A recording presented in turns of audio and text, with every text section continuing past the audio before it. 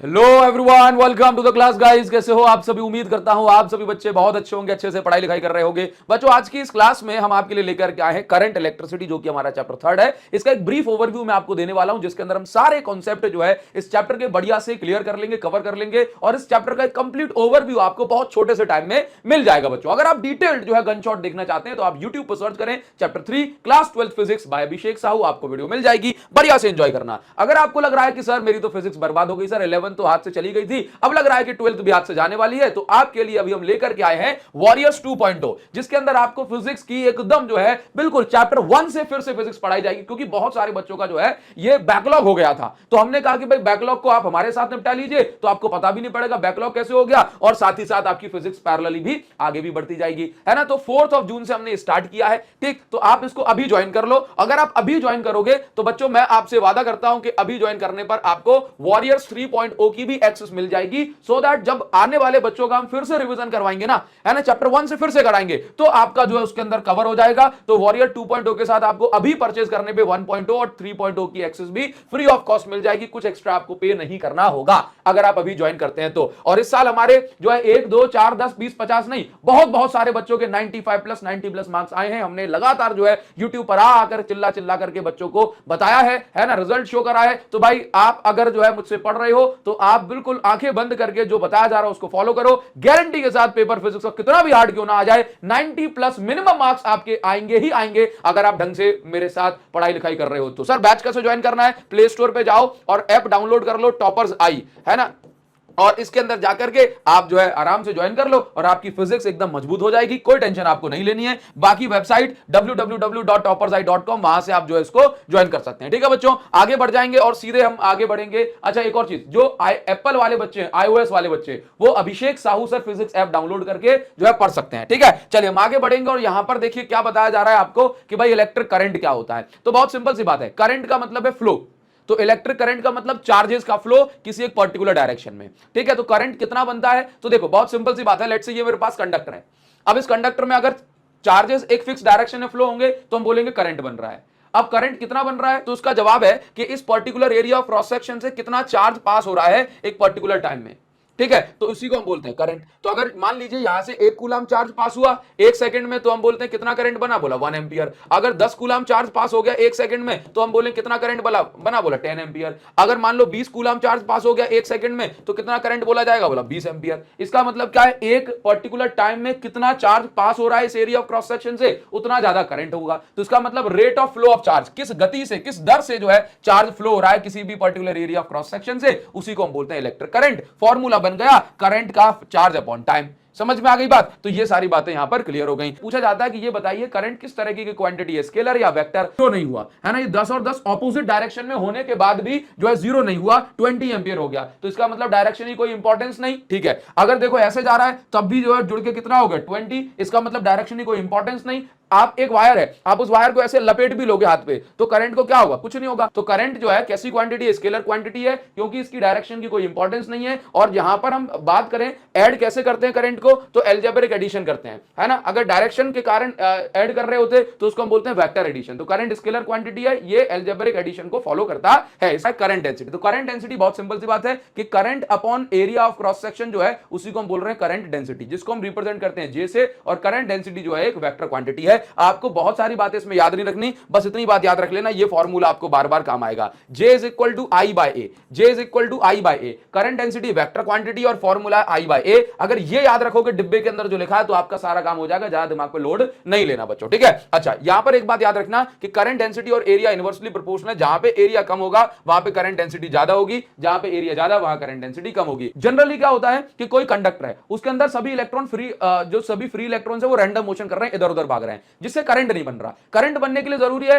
कि सभी free electron fix direction में मोशन करें। तो क्या किया गया? एक बैटरी लगाई गई। बैटरी के कारण ये वाली साइड प्लस बन गई और ये वाली साइड माइनस बन गई, जिसके कारण सभी इलेक्ट्रॉन प्लस की साइड थोड़ा थोड़ा खिसकने लग गए, है ना। और जिस वेलोसिटी से खिसक रहे हैं उसी को हमने बोला ड्रिफ्ट वेलोसिटी। क्या बोला? Drift velocity. ठीक है, अच्छा अगर मैं बात करूं ड्रिफ्ट वेलोसिटी की जो वैल्यू है वो बहुत छोटी है, 10⁻⁻⁴ मीटर पर सेकंड, जबकि थर्मल वेलोसिटी की जो वैल्यू है ये बहुत ज्यादा है, 10⁻⁴ 5 मीटर पर सेकंड। ठीक है, अच्छा ध्यान रखना है आपको। ठीक, चलिए आगे बढ़ेंगे। ड्रिफ्ट वेलोसिटी को हम रिप्रेजेंट करते हैं वीडी से। तो भाई ड्रिफ्ट वेलोसिटी को डिफाइन करेंगे, ड्रिफ्ट वेलोसिटी सभी फ्री इलेक्ट्रॉन्स की एवरेज वेलोसिटी है जिससे वो पॉजिटिव एंड की ओर खिसक रहे हैं। समझ गए? तो रिलैक्सेशन टाइम क्या होता है, एक इलेक्ट्रॉन ये है और ये इलेक्ट्रॉन है, फिर ये इलेक्ट्रॉन है। अब मान लो ये इलेक्ट्रॉन आया यहां पे, ये टकराया, भाई सिर फूट गया इसका। ठीक है, दर्द हो रहा है। अब इसके बाद ये मोशन करते करते बोला यहां पे आएगा, फिर सिर फूट गया, फिर दर्द हो रहा है। ठीक है, फिर आगे आगे टकराते टकराते बोला दूसरे के पास जाएगा, फिर सिर फूट गया, फिर दर्द हो रहा है। तो दर्द से रिलैक्स कब मिल रहा है, जब ये मोशन कर रहा है बीच में। तो दो कोलिजन के बीच का जो समय है उसी को आप क्या बोल रहे हो, relaxation time.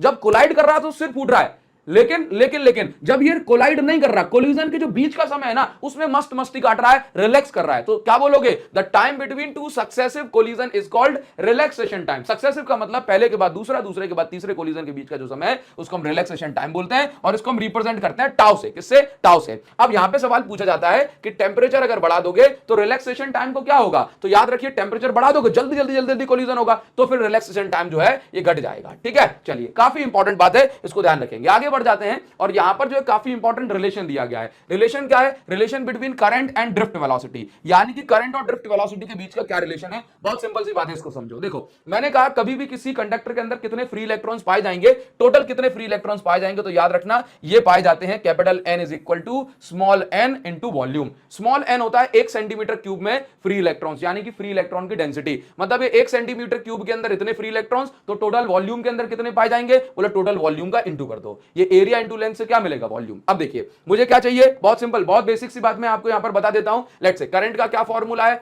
Q by T.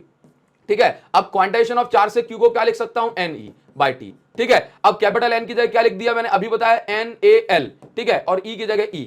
Time की जगह क्या लिखा, भाई मेरे पास ये कंडक्टर है, इस कंडक्टर से इलेक्ट्रॉन्स को जो है इस साइड आना है, तो हमने कहा कंडक्टर की लेंथ है L, तो और इसको जो है मुझे और किस वेलोसिटी से खिसक रहे हैं, बोला ड्रिफ्ट वेलोसिटी से। तो टाइम का फॉर्मूला क्या होता है, डिस्टेंस अपॉन स्पीड। तो आप यहां पर देखेंगे कि डिस्टेंस क्या है, बोला L डिस्टेंस ट्रेवल करनी है, और स्पीड क्या है VD, तो L अपॉन VD, तो L अपॉन VD आ गया। तो आप यहां पर देखेंगे कि L से तो L कट गया, और ये बचा है NEA VD, और ये क्या बन गया, करंट। तो this relation between current and drift velocity. अगर ये रिलेशन किस किस के बीच में, ये करंट है और ड्रिफ्ट वेलोसिटी है। अगर मैं इस A को इसके अपॉन में भेज दूं तो यहां से A हट जाएगा, NEVD हो जाएगा। I अपॉन A क्या होता है, करंट डेंसिटी, तो ये बन गया करंट डेंसिटी का रिलेशन। करंट डेंसिटी और ड्रिफ्ट वेलोसिटी के बीच का रिलेशन ये है। बस यही बात जो है हमने आपको इस पूरी स्लाइड पर बताई है। उम्मीद करता हूं ये बात आपको यहां पर क्लियर हो गई होगी। यहां पर प्रॉपर लैंग्वेज के साथ लिखा गया है। हम क्या कर रहे हैं, काफी इंपॉर्टेंट डेरिवेशन है, derivation for drift velocity of free electrons. ठीक है, तो हमने मान लिया ये मेरे पास एक कंडक्टर है, और इस कंडक्टर में हमने बैटरी लगा दी है, ये प्लस है और ये माइनस है।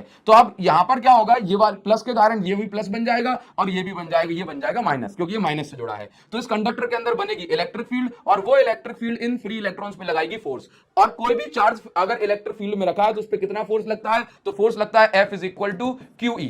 लेकिन यहां पे कौन है, बोला इलेक्ट्रॉन, तो इलेक्ट्रॉन पे कितना चार्ज होता है, बोला -E, इसीलिए यहां पे लिख दिया फोर्स की जगह -E इंटू कैपिटल E। ठीक है, ध्यान से देखो, ये बन गया, जो क्वांटिटी वेक्टर है उसके ऊपर बस वेक्टर साइन लगाया है। अब हम जनरली ये भी जानते हैं कि फोर्स का फॉर्मूला मास इनटू एक्सेलरेशन होता है, तो यहां पे m इनटू a लिख दिया। ठीक है, तो यहां से एक्सेलरेशन की वैल्यू निकल के आ गई। इसके बाद हम क्या बताया आपको, मैंने आपको क्या बताया कि ड्रिफ्ट वेलोसिटी मुझे निकालना है। तो ड्रिफ्ट वेलोसिटी क्या है, सभी इंडिविजुअल वेलोसिटीज का एवरेज है। तो ये सभी वेलोसिटीज को ऐड करा और n का डिवाइड कर दिया। अब इसमें v1 v2 v3 इन सब की वैल्यू मुझे निकालनी है। तो देखो, हमने क्लास 11th में एक इक्वेशन पढ़ी थी, v is equal to u plus at। तो बस उसी इक्वेशन से v is equal to u plus at से ही हम क्या करेंगे, पहले इलेक्ट्रॉन की वेलोसिटी कैसी होगी, v1 is equal to u1 plus a tau 1। Time जो है इसको हमने रिलैक्सेशन टाइम टाउ माना है। ठीक है, v2 is equal to u2, मतलब u की जगह u2, a की जगह a, और जो टाइम है उसकी जगह टाउ 2, v की जगह vn, u की जगह un, a की जगह a, और टाइम की जगह टाउ n। ठीक है सर, a1 a2 a3 क्यों नहीं लिखा, वो इसलिए लिखा क्योंकि एक्सेलरेशन जो है देखो किन क्वांटिटी पे डिपेंड कर रहा है, इलेक्ट्रॉन के चार्ज पे जो सभी इलेक्ट्रॉन के लिए सेम है, इलेक्ट्रॉन का मास जो फिर से सभी इलेक्ट्रॉन के लिए सेम है, और इलेक्ट्रिक फील्ड जो पूरे कंडक्टर में सभी इलेक्ट्रॉन्स के लिए सेम है। इसलिए एक्सेलरेशन सभी के लिए सेम रखी गई, a1 a2 a3 नहीं लिखा। ठीक है, यहां पर u क्या है, इनिशियल वेलोसिटी। एक्चुअल में इनिशियली इलेक्ट्रॉन क्या कर रहे होते हैं, बोला जो है रैंडम मोशन, किसके कारण, थर्मल एनर्जी के कारण। तो u जो है basically this is thermal velocity. ये जो टाइम की जगह टाउ आया है ये रिलैक्सेशन टाइम है, a एक्सेलरेशन है, और v क्या है, फाइनल वेलोसिटी। ठीक है, अच्छा तो इसके बाद मैं क्या करूंगा, ये सभी वैल्यूज को ड्रिफ्ट वेलोसिटी के फॉर्मूले पुट कर दूंगा। तो v1 की जगह ये पुट किया, v2 की जगह ये पुट किया, और vn की जगह ये पुट किया, अपॉन में n का डिवाइड चल रहा है। अब इसके बाद ये सब प्लस में था, तो देखो u1 U2 UN इन सबको प्लस किया, ठीक है, और n क्योंकि पूरे के नीचे है इसलिए अपॉन में n लिख दिया, ठीक है। इसके बाद देखो a टाउ 1 के साथ है, a टाउ 2 के साथ है, a टाउ n के साथ है, तो सबका a कॉमन लेके tau 1 plus tau 2 plus tau n upon में n रखा, क्योंकि n तो सबके नीचे है ना, तो इसलिए रख दिया इसके नीचे। तो हमने क्या देखा आगे कि U1 U2 U3 UN ये क्या है, ये है आपका जो है थर्मल वेलोसिटी। तो आप मुझे बताइए कि थर्मल वेलोसिटी के कारण तो ये रैंडम मोशन कर रहे थे, थर्मल वेलोसिटी के कारण तो क्या कर रहे थे, रैंडम मोशन। थर्मल वेलोसिटी के कारण करंट बन रहा था क्या, नहीं, तो इसलिए हमने क्या बोला, एवरेज थर्मल वेलोसिटी क्या है, बोला ये जीरो आ गई, इसका करंट में कोई कंट्रीब्यूशन ही नहीं है, सभी इलेक्ट्रॉन रैंडम डायरेक्शन में भाग रहे थे, तो सम या एवरेज क्या निकल के आ गया, जीरो, ठीक है। अच्छा अब हम क्या निकाल रहे हैं, एवरेज निकाल रहे हैं ना, तो बेसिकली एवरेज का मतलब है बहुत सारी वैल्यूज में से एक वैल्यू निकाल लेना। तो tau 1 plus tau 2 plus tau n by n का जो एवरेज है वो हमने टाउ मान लिया, ठीक है। तो फाइनल जो हमारे पास आप देखेंगे कि ड्रिफ्ट वेलोसिटी की इक्वेशन क्या बन गई, ये वाला टर्म हो गया जीरो, तो लिखा जीरो प्लस a की जगह a, और टाउ 1 प्लस टाउ 2 ये एवरेज आ गया टाउ, तो देखिए जीरो की जगह जीरो, एक्सेलरेशन की जगह माइनस ई वेक्टर, ये था ई टाउ बाय मतलब ई बाय एम,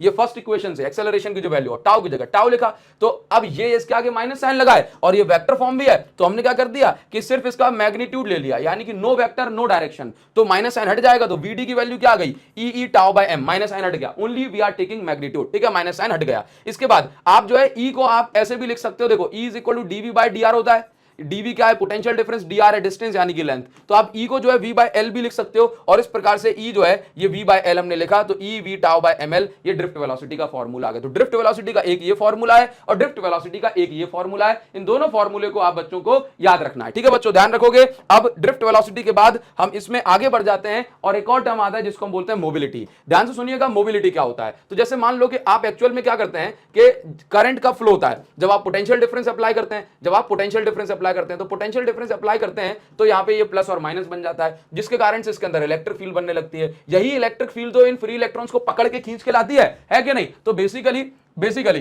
कितनी इलेक्ट्रिक फील्ड लगाने से कितनी ड्रिफ्ट वेलोसिटी अचीव हो रही है, उसी को हम बोलते हैं मोबिलिटी, ठीक है। तो mobility is defined as the ratio of drift velocity per unit electric field, ठीक है। लेकिन फाइनली हम देखते क्या है बच्चों, हम देखते ये हैं कि drift velocity upon electric field. अगर मैं ड्रिफ्ट वेलोसिटी की का फॉर्मूला पुट करता हूं तो ये आता है ई टाउ बाय एम, ठीक है, अपॉन में ई है तो ई से ई कट गया, तो ड्रिफ्ट मोबिलिटी का फाइनल फॉर्मूला फिर निकल के आता है ई टाउ बाय एम। इंपॉर्टेंट है कि आपसे कहा जाए कि लेट से पहले 10 वोल्ट की बैटरी लगी थी, अब 20 वोल्ट की बैटरी लगा दी, तो बताओ पोटेंशियल डिफरेंस को डबल करने से मोबिलिटी को क्या हुआ, बोला कुछ भी नहीं हुआ, mobility is independent of potential difference, ठीक है, ये पूछा जाएगा। तो फाइनल इस फॉर्मूले को देख के बताना कि मोबिलिटी किन किन क्वांटिटी पर डिपेंड कर रही है बच्चों, ठीक है। आगे बढ़ेंगे, देखिए भाई अभी हमें पढ़ना है ओम्स लॉ। अभी ओम्स लॉ तो बहुत सिंपल है। ओम्स लॉ हमसे कहता है कि कोई भी अगर हमारे पास कंडक्टर है, अगर हम इस कंडक्टर के एंड्स पे पोटेंशियल डिफरेंस को डबल कर देंगे तो फिर करंट भी जो है ये डबल हो जाएगा। पोटेंशियल डिफरेंस को 3 गुना कर देंगे तो करंट भी 3 गुना हो जाएगा। इस हिसाब से पोटेंशियल डिफरेंस और करंट यानी कि वोल्टेज और करंट ये डायरेक्टली प्रोपोर्शनल है। बट कंडीशन यहां पर ये होती है प्रोवाइडेड दैट जो फिजिकल कंडीशंस है जैसे कि टेम्परेचर, इस वायर की लेंथ, ये कांस्टेंट रहनी चाहिए, क्योंकि अगर टेम्परेचर बढ़ जाता है या घट जाता है तो उससे कोलिजन भी घट बढ़ जाता है, तो फिर करंट में भी अंतर आता है। तो ओम्स लॉ ये कहता है कि वोल्टेज को अगर 2 गुना बढ़ाओगे तो करंट भी 2 गुना बढ़ जाएगा, वोल्टेज को आधा करोगे तो करंट भी आधा हो जाएगा। तो V is directly proportional to I। In the same way अगर जब भी हम प्रोपोर्शनलिटी से हटाते हैं तो हमेशा एक कांस्टेंट आता है, तो यहां पर एक कांस्टेंट आ गया R, जो कि होता है रेजिस्टेंस। रेजिस्टेंस का मतलब होता है करंट के रास्ते की रुकावट जो कि चार्जेस या इलेक्ट्रॉन्स के बीच में कोलिजन से होती है, ठीक है। रेजिस्टेंस का फॉर्मूला V अपॉन I यानी कि वोल्टेज अपॉन करंट होता है। जब मैं V I ग्राफ ड्रॉ करता हूं तो बीच वाली जो लाइन है ये स्ट्रेट लाइन होती है, इस ग्राफ को हम लीनियर ग्राफ बोलते हैं, और ये जो लाइन है ये इस ग्राफ का स्लोप यानी कि रेजिस्टेंस को बताती है, ठीक है। नाउ इसके बाद देखेंगे यहां पर जैसे मैंने अभी आपसे कहा कि लेंथ को बदलने से रेजिस्टेंस भी बदल जाती है, तो यहां पर 2 कंडीशन बनती है। यदि आपने वायर की लेंथ को डबल कर दिया, एक और ज्यादा बड़े लेंथ का वायर ले आए, तो रेजिस्टेंस भी डबल हो जाती है, यानी कि जितने गुना आप लेंथ को बढ़ाओगे उतने गुना रेजिस्टेंस भी बढ़ जाएगी। इसमें केस 2 होता है दूसरा, यहां पर रेजिस्टेंस वायर को जो है ना खींच करके स्ट्रेच करके इसकी लेंथ को बढ़ाते हैं। तो अगर आप वायर को खींच के लेंथ को बढ़ाते हैं तो फिर ऐसे केस में उस वायर की जो रेजिस्टेंस है ये n स्क्वायर टाइम्स बढ़ जाती है, यानी कि अगर आपने वायर को 2 गुना खींच दिया तो रेजिस्टेंस 2 का स्क्वायर टाइम्स बढ़ जाएगी। अगर आपने वायर की लेंथ को n टाइम्स खींच दिया तो जो रेजिस्टेंस है वो n स्क्वायर टाइम्स बढ़ जाएगी। वायर की लेंथ को खींच के जो है 4 गुना कर दिया तो 4 का स्क्वायर टाइम्स यानी कि 16 गुना जो है बढ़ जाएगी, याद रखना। तो अगर स्ट्रेच करके खींच के अगर आप जो है लेंथ बढ़ा रहे हो तो जितने गुना खींचोगे उतने गुना रेजिस्टेंस जो है ये बढ़ जाती है बच्चों, ध्यान रखोगे, ठीक है, बहुत बढ़िया। नाउ आगे बढ़ जाएंगे और नेक्स्ट आपको यहां पर बताते हैं रेजिस्टेंस में एक स्लोप जो है काफी इंपॉर्टेंट किस्सा होता है। जैसा कि अभी मैंने आपको बताया, जब भी आपको वी आई ग्राफ मिलेगा तो इस वी आई ग्राफ के बीच में से निकलने वाली लाइन हमेशा रेजिस्टेंस को रिप्रेजेंट करेगी। अब रेजिस्टेंस में ये जो बीच वाली लाइन है, इसका एंगल कुछ भी हो सकता है, 90 से छोटा भी हो सकता है, 90 से बड़ा भी हो सकता है, 0 भी हो सकता है, एग्जैक्ट 90 नहीं होगा, है ना, क्योंकि ऐसा नहीं हो सकता कि आप वोल्टेज बढ़ा रहे हो करंट ना बढ़े, ठीक है, तो एग्जैक्ट 90 नहीं होगा। तो देखिए जरा, तो हम ये बोल रहे हैं कि एंगल जो है ये तीन प्रकार का हो सकता है, 90 से बड़ा, 90 से छोटा या फिर 0। तो जब भी एंगल ये 90 से छोटा होता है तो हम बोलते हैं स्लोप पॉजिटिव है। अगर स्लोप पॉजिटिव है तो रेजिस्टेंस भी पॉजिटिव कहलाती है, ठीक है। अच्छा, अगर हम बात करेंगे स्लोप नेगेटिव, यानी कि एंगल 90 से बड़ा बनेगा तो ये एंगल जो स्लोप है वो नेगेटिव कहलाएगा, और अगर स्लोप नेगेटिव है तो रेजिस्टेंस को भी हम नेगेटिव बोलेंगे। अगर एंगल 0 डिग्री हुआ तो रेजिस्टेंस भी 0 होगी, ठीक है। अच्छा, यहां पर आपको एक बात याद रखनी है कि अगर वी आई ग्राफ हमें दिखाया गया है, वी आई ग्राफ, तो वी आई ग्राफ का अगर एंगल ज्यादा है तो रेजिस्टेंस भी ज्यादा होगी। अगर आई वी ग्राफ दिया गया है, आई वी ग्राफ, तो आई वी ग्राफ का अगर एंगल ज्यादा है तो रेजिस्टेंस जो है कम होगी। मतलब वी आई ग्राफ में स्लोप और रेजिस्टेंस डायरेक्टली प्रोपोर्शनल है, आई वी ग्राफ में स्लोप और रेजिस्टेंस इनवर्सली प्रोपोर्शनल है, ठीक है। ध्यान रखोगे, आई वी ग्राफ ड्रॉ करना है, ठीक है, फॉर गैलियम आर्सेनाइड। नाम पढ़ लो इस कंपाउंड का, गैलियम आर्सेनाइड, काफी इंपॉर्टेंट है, शॉर्ट में इसको GAAS लिखा जाता है, ठीक है। अच्छा, इसके बाद आपसे कहा जाएगा इसमें ये भी बताओ कि रेजिस्टेंस कहां पे पॉजिटिव, कहां पे नेगेटिव और कहां पे 0 है। तो ये ग्राफ का एज इट इज पैटर्न आपको याद रखना है, ठीक है, बिल्कुल सेम पैटर्न आपको यहां पर बनाना है, ठीक है। तो आप ध्यान से देखिएगा कि ये जो ग्राफ है ये गैलियम आर्सेनाइड का है। अब आपसे कहा जाएगा कहां पे ओम्स लॉ फॉलो होता है, तो जहां पे स्ट्रेट लाइन चल रही है ना, ये देखो, ये O से लेके A के बीच में एक स्ट्रेट लाइन है,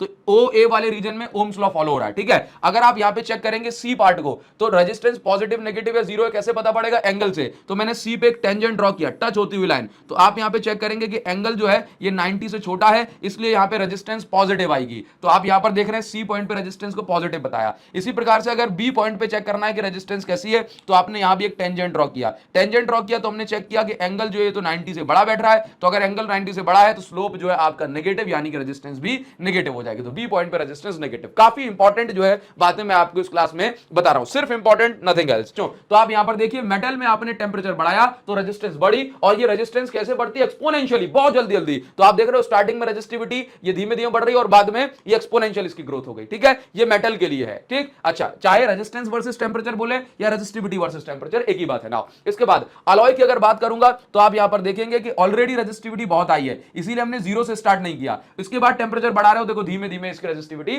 बढ़ रही है। इसके बाद सेमीकंडक्टर, सेमीकंडक्टर में टेंपरेचर बढ़ाने से फ्री इलेक्ट्रॉन्स क्रिएट हो जाते हैं, जिससे करंट फ्लो होने लगता है और रेजिस्टिविटी घट जाती है। तो इनवर्सली प्रोपोर्शनल ग्राफ हमेशा इस प्रकार से बनाया जाता है। सेम सीन इलेक्ट्रोलाइट का, टेंपरेचर बढ़ाने से रेजिस्टिविटी जो है घट जाती है, तो सेम इलेक्ट्रोलाइट के लिए हमने यहां पर इसको ड्रॉ किया है, ठीक है बच्चों। आगे बढ़ेंगे। अब आगे बढ़ने पर आप यहां पर देखेंगे कि भाई रेजिस्टिविटी के लिए आपको डेरिवेशन भी करना होता है। तो रेजिस्टिविटी के लिए डेरिवेशन समझ लो क्या है कि भाई एक्सप्रेशन फॉर रेजिस्टिविटी, रेजिस्टिविटी के लिए डेरिवेशन करना है in terms of relaxation time and free electron density. मतलब रेजिस्टिविटी का डेरिवेशन ऐसा बनाना जिसमें टाउ भी आ रहा हो और स्मॉल n भी आ रहा हो, ठीक है। तो आप लोग एक बात समझिए, काफी इंपॉर्टेंट सा डेरिवेशन हो जाता है हमारे लिए। आप क्या जानते हो? NEVD is equal to NEAVD is equal to क्या होता है? I होता है, ठीक है सर। नाउ इसके बाद आप VD की जगह क्या पुट कर सकते हो? E टाउ बाय m, ये इसकी वैल्यू है। तो यहां पर फाइनली कुछ इस तरीके का बन गया, और कैपिटल E की जगह आप पुट कर रहे हो V by L, dV by dr के फॉर्मूले से। तो V इज इक्वल टू कुछ इतना आ गया, ठीक है ना। ये जो टर्म है, इस टर्म को हम बोलते हैं रेजिस्टेंस, जो कि कांस्टेंट है, ठीक है। इसके बाद आप डायरेक्ट यहां पर ये लिख सकते हो,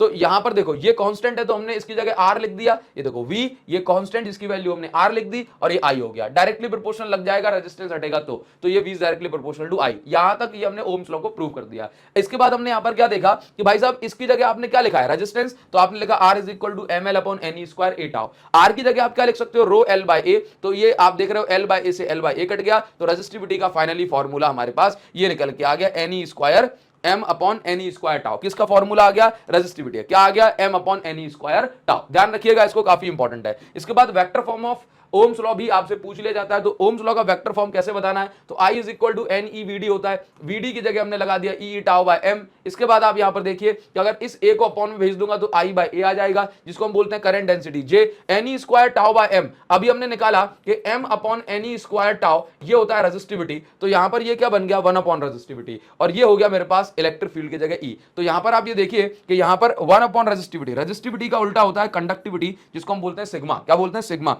तो J is is equal to sigma E आ गया, करंट डेंसिटी और इलेक्ट्रिक फील्ड वेक्टर क्वांटिटी है, तो हमने उसको इसी प्रकार से जो है यहां पर लिख दिया है बच्चों। ठीक है, आगे बढ़ जाएंगे और नेक्स्ट हमें यहां पर क्या बताया जा रहा है, इंटरनल रेजिस्टेंस ऑफ सेल। काफी इंपॉर्टेंट सा एक जो है कॉन्सेप्ट है, इसको समझिएगा। सेल की इंटरनल रेजिस्टेंस क्या होती है? देखो, कोई भी सेल या बैटरी के अंदर केमिकल पाया जाता है जिसको हम बोलते हैं इलेक्ट्रोलाइट। उस इलेक्ट्रोलाइट के अंदर आयंस होते हैं जो कि आपस में कोलाइड करते हैं, जिसके कारण से रेजिस्टेंस पैदा होती है, उसी को हम बोलते हैं इंटरनल रेजिस्टेंस ऑफ सेल। ध्यान रखिएगा, अगर बात मुझसे कही जाए कि बताओ इंटरनल रेजिस्टेंस किन किन फैक्टर पर डिपेंड करती है। फिर से मेरे पास एक सेल है, इसमें से मैं कोई करंट नहीं ले रहा हूं, बिल्कुल नया सेल है, बस मैंने खोल के रख दिया, तो इस सेल में ये प्लस और माइनस के बीच का जो पोटेंशियल डिफरेंस होगा ना, जिसको हम टर्मिनल वोल्टेज बोलते हैं, दोनों टर्मिनल के बीच का पोटेंशियल डिफरेंस को हम क्या बोलते हैं, टर्मिनल वोल्टेज। तो अभी सेल कैसे, फिर से बताओ, ओपन सर्किट में जब कोई करंट नहीं लिया जा रहा है तो इन दोनों टर्मिनल्स का जो मैक्सिमम वोल्टेज है उसी को हम बोलते हैं ईएमएफ ऑफ सेल। क्या बोलते हैं? EMF of cell. तो ईएमएफ ऑफ सेल का फॉर्मूला होता है E इज इक्वल टू, काफी सिर्फ और सिर्फ इंपॉर्टेंट बात मैं आपको यहां पर बता रहा हूं, ठीक है, इसमें आपका पूरा काम चल जाएगा। देखिए ये लिखा हुआ है current drawn from the cell, जब सेल से करंट लिया जाएगा तो ईएमएफ बड़ा होगा, टर्मिनल वोल्टेज छोटा होगा। जब रिचार्ज किया जाएगा तो ऐसे केस में टर्मिनल वोल्टेज जो है छोटा होगा और ईएमएफ बड़ा होगा। तो फॉर्मूला बनेगा V is equal to E plus I R. Recharging वाले केस में बीच में प्लस लगता है और डिस्चार्जिंग वाले केस में बीच में माइनस लगता है। ठीक है, ध्यान रखिए, ओपन सर्किट में ईएमएफ और टर्मिनल वोल्टेज दोनों की वैल्यू जो है बराबर होती है, क्योंकि कोई करंट नहीं ड्रॉ किया जा रहा होता है। ठीक है, अच्छा, हमेशा करंट का फॉर्मूला बताना है total EMF upon total resistance. ठीक है बच्चों, चलिए आगे बढ़ जाएंगे और यहां पर जो नेक्स्ट मैं आपको पढ़ा रहा हूं, ये हमारा एक काफी इंपॉर्टेंट एक्सप्रेशन, और ये एक्सप्रेशन है इंटरनल रेजिस्टेंस ऑफ सेल का, कि किस प्रकार से सेल की इंटरनल रेजिस्टेंस निकाली जाती है। तो हमारे पास एक सर्किट है, इस सर्किट में ये सेल है जिसकी ईएमएफ E है, इस सेल का टर्मिनल वोल्टेज कैपिटल V है, ये इस सेल की इंटरनल रेजिस्टेंस है और ये इस सर्किट के अंदर एक्सटर्नल रेजिस्टेंस है। तो करंट का फॉर्मूला हमने लगाया इस सर्किट के अंदर, टोटल ईएमएफ जो कि हो गया E अपॉन टोटल रेजिस्टेंस, तो external resistance plus internal resistance ये निकल के आ गया। अच्छा, ओम्स लॉ से हम ये भी समझते हैं कि I is equal to V by R होता है। ठीक है, तो ये लेट से इसको मैं बोल सकता हूं, ठीक है, तो आप ये समझिए I is equal to V by R होता है। क्लियर? इसके बाद हमने कुछ भी नहीं किया, हमने बस का क्रॉस मल्टीप्लाई कर दिया। क्रॉस मल्टीप्लाई करेंगे तो ये आ जाएगा, और यहां से जो है हमने स्मॉल कैपिटल R को एक साइड कर लिया, स्मॉल r को एक साइड कर दिया, तो यहां से स्मॉल r की ये वैल्यू आ गई और फाइनल फॉर्मूला ये निकल के आ गया। तो ये जो फॉर्मूला निकल के आ रहा है ना, इसमें आप ये देख रहे हो कि इंटरनल रेजिस्टेंस है, एक्सटर्नल रेजिस्टेंस है, ईएमएफ है, टर्मिनल वोल्टेज है ना। तो ये फॉर्मूला काफी इंपॉर्टेंट है, ये तीन ग्राफ काफी इंपॉर्टेंट है, इसको ध्यान रखिएगा। ये है हमारा कौन सा? VI graph. ठीक है, तो आपसे कहा जाएगा VI ग्राफ ड्रॉ करो, तो सर VI ग्राफ तो ऐसा होता है ना? नहीं, ये VI ग्राफ होता है जनरली जब नॉर्मल आपसे कहा जाए ओम्स लॉ के लिए, लेकिन ये VI ग्राफ है सेल के लिए। किसके लिए? सेल के लिए। तो VI ग्राफ जब भी सेल के लिए कहा जाएगा तो इस प्रकार का बनेगा, और इस ग्राफ की जो स्लोप होगा ये इंटरनल रेजिस्टेंस को रिप्रेजेंट करेगा। क्या रिप्रेजेंट करेगा? इंटरनल रेजिस्टेंस को। एज इट इज याद रख लेना, काफी इंपॉर्टेंट है। Slope of VI graph represents internal resistance of cell. ठीक है, अब क्योंकि स्लोप नेगेटिव है इसलिए यहां पे नेगेटिव साइन दिखाया गया है। ठीक, अच्छा, यहां पर समझिए कि देखो जो टर्मिनल वोल्टेज की मैक्सिमम वैल्यू है ना, उसी को आपने क्या रिप्रेजेंट करा है? E। अच्छा, इसके बाद V कैपिटल R, यानी कि terminal voltage versus external resistance graph अगर ड्रॉ करें तो ड्रॉ इस तरीके से ग्राफ को करना है। ठीक है, अच्छा, यहां पर ये बताया जा रहा है कि पहले जो है वोल्टेज बढ़ाने पे रेजिस्टेंस बढ़ाने पे टर्मिनल वोल्टेज बढ़ रहा था, लेकिन एक पॉइंट ऐसा आ जाएगा कि आप चाहे जितनी रेजिस्टेंस बढ़ाओ लेकिन टर्मिनल वोल्टेज सैचुरेट होकर नहीं बढ़ेगा। ठीक है, जब भी इंटरनल रेजिस्टेंस की वैल्यू एक्सटर्नल रेजिस्टेंस के बराबर होती है तो टर्मिनल वोल्टेज जो होता है ये ईएमएफ का हाफ कहलाता है उस पॉइंट पे, और जो मैक्सिमम वैल्यू है टर्मिनल वोल्टेज की उसको हमने ईएमएफ बोला है। ईएमएफ जो है एक्सटर्नल रेजिस्टेंस पर डिपेंड नहीं करती, इसलिए ईएमएफ और एक्सटर्नल रेजिस्टेंस के लिए सीधा एक आपको ग्राफ बना देना है कि आप एक्सटर्नल रेजिस्टेंस कितनी बढ़ाओ, ईएमएफ पर कोई फर्क नहीं पड़ेगा। बिल्कुल ये कांस्टेंट ग्राफ जो है यहां पर बनाना है। ठीक है, अब देखिए इसमें ना एक इंपॉर्टेंट सा जो है दो फॉर्मूले हैं और एक इंपॉर्टेंट डेरिवेशन इसको समझना है। Equivalent EMF in combination of cell. देखो क्या होता है बच्चों, जैसे मान लो कि एक ये सेल है, इसकी ईएमएफ E1 है और इंटरनल रेजिस्टेंस R1 है, दूसरी सेल E2 है और इसकी जो इंटरनल रेजिस्टेंस R2 है। अगर आप इनको सीरीज में कनेक्ट कर सकते हो या फिर आप इनको पैरेलल में कनेक्ट कर सकते हो। देखो एक ऊपर एक नीचे, पैरेलल में जब भी कनेक्शन होता है ना, प्लस प्लस से कनेक्ट होता है, माइनस माइनस से कनेक्ट होता है। ठीक है, तो ऐसे केस में इन दोनों सेल की जो इक्विवेलेंट ईएमएफ होगी वो क्या होगी, दोनों की ईएमएफ मिलके क्या हो जाएगी, तो E1 प्लस E2 हो जाएगी सीरीज में। इसका डेरिवेशन उतना इंपॉर्टेंट नहीं है, लेकिन जब दो सेल पैरेलल में कनेक्ट होती हैं तो उनकी मिला करके जो इक्विवेलेंट ईएमएफ बनती है वो कितनी होती है, तो फॉर्मूला है E1 R2 plus E2 R1 upon R1 plus R2। ठीक है, अच्छा, तो इसी तरीके से इस फॉर्मूले को हम आपको अभी डिराइव करवाना सिखाते हैं, जो कि एग्जाम में पूछा जा सकता है और पूछा गया है। इस वीडियो में जो कुछ भी करा रहा हूं ना वो सब मोस्ट इंपॉर्टेंट है, कुछ भी आपको एक्स्ट्रा नहीं करा रहा हूं। देखो तो आप यहां पर जो है ना ये सीरीज है, पैरेलल पे आ जाते हैं सीधे। देखिए पैरेलल कॉम्बिनेशन ऑफ सेल की अगर बात करूं तो ये देखो, ये ऊपर वाली सेल है, ये हमने ऐसे कनेक्ट करी, और ये नीचे वाली सेल है, ठीक है। इस वाली सेल में से करंट निकला E1 और इसमें से करंट निकला, सॉरी, इसमें से निकला I1 और इसमें से निकला I2। ये दोनों मिल बांट के आगे बढ़ेंगे और I1 प्लस I2 हो जाएगा, जिसको हमने बोला I।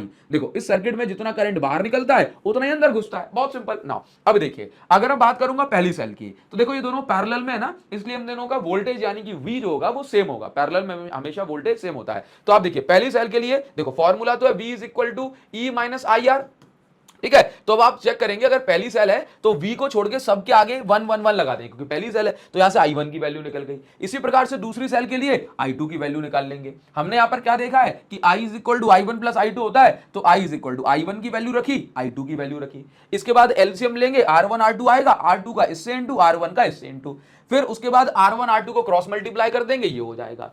इसके बाद हमने क्या देखा कि हम लोगों ने एक काम किया कि भाई देखो V की सभी वैल्यू को एक साइड कर लिया, तो ये हमारे पास ऐसे आ गया, ये इस तरीके से होगा। तो V की वैल्यू क्या निकल के आ गई finally, E1 R2 plus E2 R1, और ये इस तरीके से निकला। तो ये इक्वेशन बन गई। अगर इसी इक्वेशन को हम कंपेयर करते हैं V is equal to E minus IR से, जो कि आइडियल इक्वेशन है, तो हम क्या देखते हैं कि E की जगह पे क्या लिखा हुआ है, ये वाला टर्म, तो इसको हमने बोला इक्विवेलेंट ईएमएफ। देखो इसको हमने बोला equivalent EMF.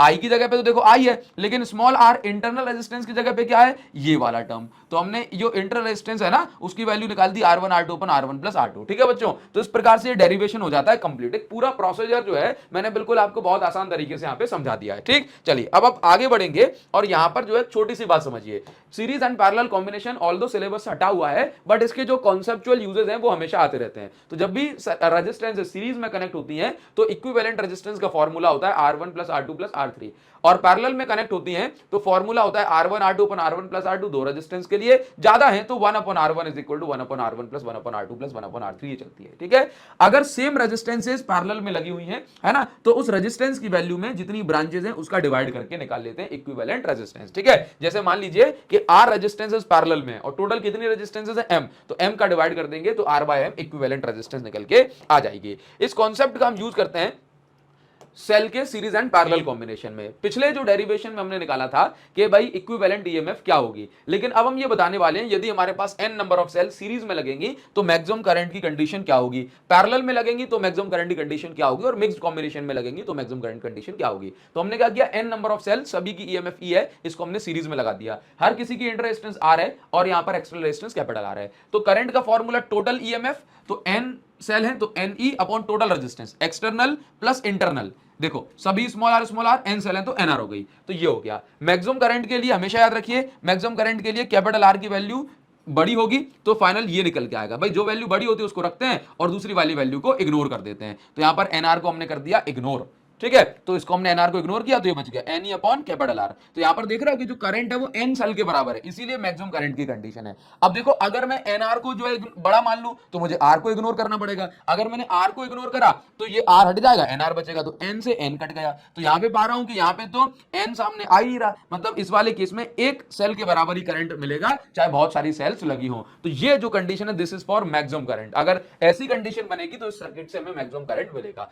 In the same way अगर मैं बात करूंगा पैरेलल कॉम्बिनेशन की, तो पैरेलल कॉम्बिनेशन में ये देखिए हमारे पास हर एक सेल का ईएमएफ है E, इंटर रेजिस्टेंस R है, और यहां पर M फॉर मैंगो, M जो ब्रांचेस हैं वो लगाई गई हैं। तो देखिए करंट का फॉर्मूला टोटल ईएमएफ हमेशा वो लेते हैं जो कि एक ब्रांच में होता है, ठीक है। तो टोटल ईएमएफ E, ठीक है, क्योंकि एक ब्रांच में ईएमएफ E है, और टोटल रेजिस्टेंस, तो एक्सटर्नल रेजिस्टेंस कैपिटल R है, और इंटरनल रेजिस्टेंस का फॉर्मूला जस्ट मैंने आपको अभी बताया था, हर एक ब्रांच में रेजिस्टेंस R और टोटल M ब्रांचेस, तो M का डिवाइड कर दिया। यहां पर सॉल्व करेंगे, एलसीएम लेंगे तो ये इतना बच जाएगा, M ऊपर पहुंच जाएगा। मैक्सिमम करंट के लिए देखो सामने मैक्सिमम करंट कंडीशन क्या होती है, सामने कुछ आना चाहिए N या M, तो ये कब आएगा, जब आप यहां पर देखेंगे कि स्मॉल r जो है बड़ा है, MR जो है नेग्लेक्ट हो जाएगा, ठीक है। तो आप यहां पर देखिए ये मैक्सिमम करंट कंडीशन और मिनिमम करंट की कंडीशन ये हो जाती है, ठीक है। चलिए ये बात हो गई। अब हम यहां पर बात करेंगे मिक्स्ड कॉम्बिनेशन की। तो मिक्स्ड कॉम्बिनेशन में हर एक ब्रांच में सेल है N, तो यहां पर हो गया NE, और उसके बाद एक्सटर्नल रेजिस्टेंस है कैपिटल R, तो ये हो गया एक्सटर्नल कैपिटल R। हर ब्रांच में NR इंटरनल रेजिस्टेंस, और टोटल M ब्रांचेस हैं तो NR बाय M ये हो गया। इसको सॉल्व करने पे करंट की ये कंडीशन आ गई, और इसके बाद इसमें मैक्सिमम करंट की स्पेशल कंडीशन होती है कि जब इसका जो डेनोमिनेटर है ये जो है दोनों वैल्यूज एक दूसरे के बराबर हो जाएंगी, तो ये कंडीशन होती है मैक्सिमम करंट की, ठीक है। तो हमने इन दोनों वैल्यूज को आमने सामने रखा, तो यहां से एक्सटर्नल रेजिस्टेंस की वैल्यू आ गई NR/M। तो अगर एक्सटर्नल रेजिस्टेंस की ये वैल्यू होती है तो ये इस रेजिस्टेंस को यूज करके हम इस सर्किट से मैक्सिमम करंट ड्रॉ कर सकते हैं। याद रखिए फिर से, अगर एक्सटर्नल रेजिस्टेंस की वैल्यू NR/M के बराबर हो जाती है तो मिक्स्ड कॉम्बिनेशन से आप मैक्सिमम करंट को ड्रॉ कर सकते हैं बच्चों। ठीक है, ध्यान रखेंगे इस वाली कंडीशन को। अब हम आगे बढ़ जाते हैं और हम बात करेंगे किरचॉफ लॉ की। तो बेसिकली जो किरचॉफ लॉ है ना, ये हमें कॉम्प्लेक्स सर्किट को जो है सॉल्व करने में मदद करता है। किसी भी सर्किट में करंट कितना फ्लो हो रहा है, किस ब्रांच में, किस रेजिस्टेंस में कितना करंट जा रहा है ना, ईएमएफ की वैल्यू अगर किसी सेल की निकालनी है तो किरचॉफ लॉ से हम यूज कर सकते हैं। किरचॉफ लॉ कॉम्प्लेक्स सर्किट को जो सॉल्व करने काम आता है। किरचॉफ ने दो लॉ बताई, पहला लॉ है किरचॉफ का करंट लॉ और दूसरा है किरचॉफ का वोल्टेज लॉ। अगर करंट लॉ की बात करें तो करंट लॉ ये कहता है कि किसी भी जंक्शन पे, जंक्शन का मतलब ऐसा पॉइंट जहां पे दो से ज्यादा कंडक्टर मीट कर रहे हो, किसी भी जंक्शन पे जो करंट होता है ना वो जीरो पाया जाता है। यानी कि आप सभी आने वाले करंट और जाने वाले करंट को अगर जोड़ेंगे तो आंसर जीरो आना चाहिए। मतलब algebraic sum of all current at the junction is zero. इसका अर्थ यह हुआ जितना करंट जंक्शन पे आएगा उतना ही करंट जंक्शन से चला जाएगा। ठीक है बच्चों, ध्यान रखेंगे आप इस बात को। ठीक है, ये बात क्लियर हो गई। तो algebraic sum of all current at the junction is equal to zero. ठीक है, तो आने वाला करंट इज इक्वल टू जाने वाला करंट। किरचॉफ का जंक्शन रूल हमेशा याद रखिए कंजर्वेशन ऑफ चार्ज को फॉलो करता है। बस आपको यही बात याद रखनी है, अगर आई करंट जंक्शन पे घुसा है तो आई करंट जंक्शन से बाहर निकलेगा ही निकलेगा।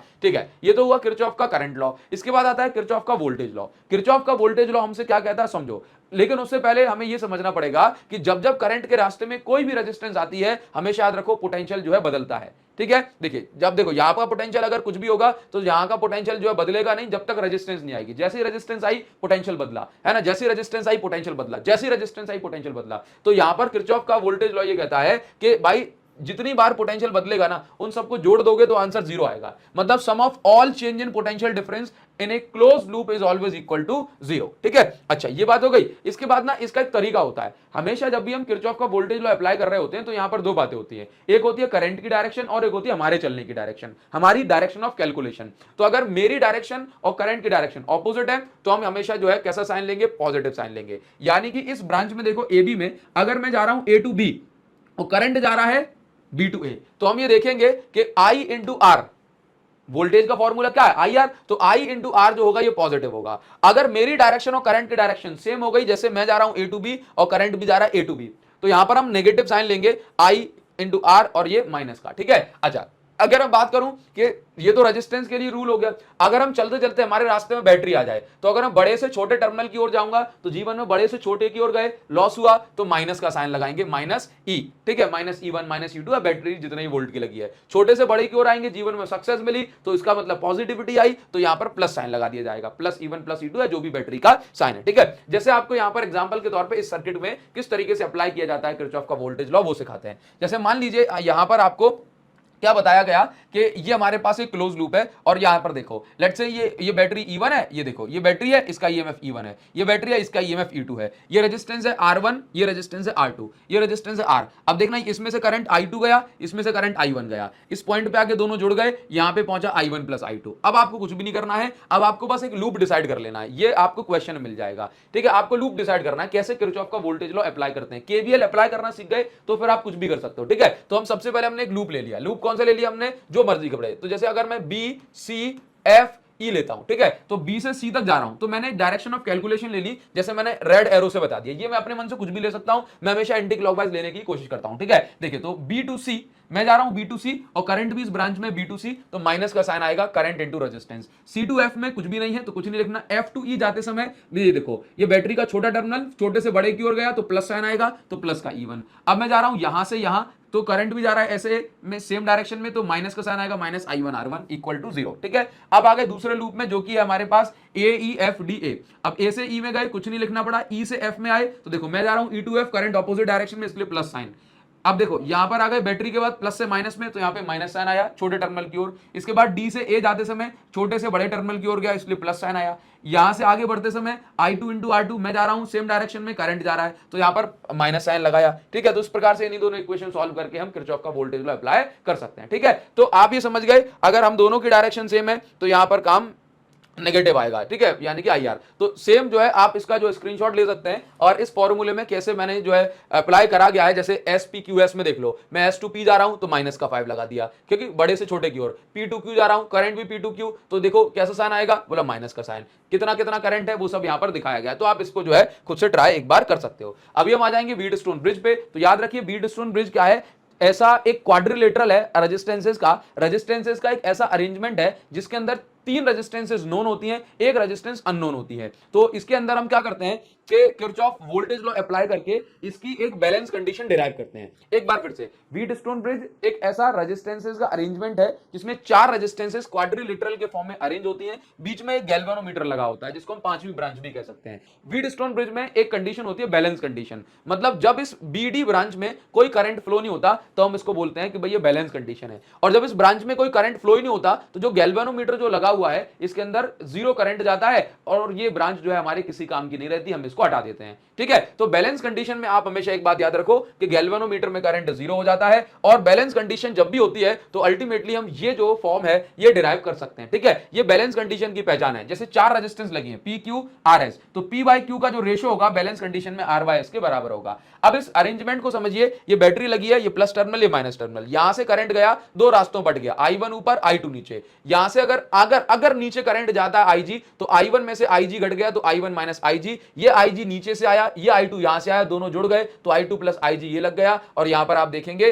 कि दोनों जुड़ के बाद I इसमें से निकला तो वापस में I चला जाएगा, ठीक है। अच्छा, अब इसके बाद आप यहां पर देखो कि होता क्या है, सिर्फ इतनी सी बात है, 4 रेजिस्टेंसेस हैं। अब मैंने फिर से KVL अप्लाई किया, किरचॉफ वोल्टेज लॉ, सेम नियम है। मैं जा रहा हूं A to B, मैंने देखो डायरेक्शन ऑफ कैलकुलेशन बता दी, मैं जा रहा हूं A to B, करंट भी सेम डायरेक्शन में, तो करंट इंटू रेजिस्टेंस के आगे माइनस साइन। फिर मैं गया B to D, करंट भी सेम डायरेक्शन में, इसलिए माइनस, करंट गैल्वेनोमीटर में IG, गैल्वेनोमीटर का रेजिस्टेंस कैपिटल G। फिर मैं गया D to A, लेकिन करंट ऑपोजिट डायरेक्शन में, इसलिए प्लस साइन लगा दिया। बैलेंस कंडीशन में IG की वैल्यू को हम 0 मान लेते हैं, तो यहां पर कंडीशन ये बन गई, ठीक है, IG की वैल्यू 0 हो गई, तो ये फर्स्ट इक्वेशन बन गई। इन the same way second equation बनाएंगे, सेकंड इक्वेशन ये आ गई। दोनों इक्वेशन को डिवाइड करके हम जो है ये कंडीशन को डिराइव कर सकते हैं। अननोन रेजिस्टेंस अगर S थी तो S की वैल्यू भी ये निकाली जा सकती है। इस प्रकार से व्हीटस्टोन ब्रिज भी आप अप्लाई कर सकते हैं, ठीक है। ध्यान रखिएगा, जब भी व्हीटस्टोन ब्रिज में आप चेक करेंगे कि P/Q का रेशियो R/S के बराबर आएगा, तो बीच वाली रेजिस्टेंस किसी काम की नहीं है, इसको हटा देते हैं, सर्किट कुछ इस प्रकार की नजर आने लगती है जिसको सॉल्व करना आसान हो जाता है, ठीक है। दूसरी बात, जैसे आपसे